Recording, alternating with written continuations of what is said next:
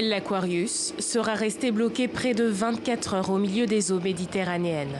À son bord, 629 migrants recueillis en mer ce week-end au large de la Libye, sur l'axe le plus mortel au monde. Le navire humanitaire a cherché en vain un port où accoster entre Malte et l'Italie. C'est finalement Valence en Espagne qui accueillera au plus vite les migrants de l'Aquarius, une nouvelle saluée par le Haut Commissariat des Nations Unies. L'Espagne a décidé d'autoriser le bateau à accoster dans l'un de ses ports. Si c'est bien le cas, il s'agit d'un développement positif et d'une grande manifestation de solidarité envers les réfugiés. Car il y avait urgence. Certains migrants ont passé près de 30 heures en mer avant d'être secourus.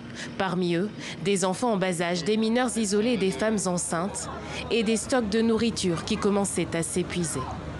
Malte et l'Italie ont tous deux refusé que le bateau n'accoste sur leur territoire, se renvoyant la responsabilité.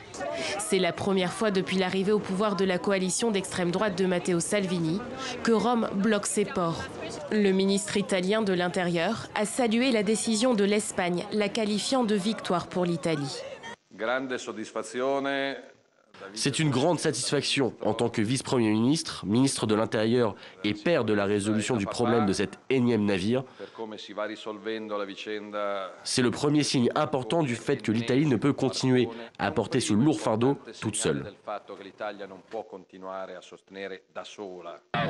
Le navire doit désormais rejoindre l'Espagne à quelques 1300 km de sa position actuelle. Le Premier ministre maltais a annoncé que son pays allait envoyer des ravitaillements à l'Aquarius.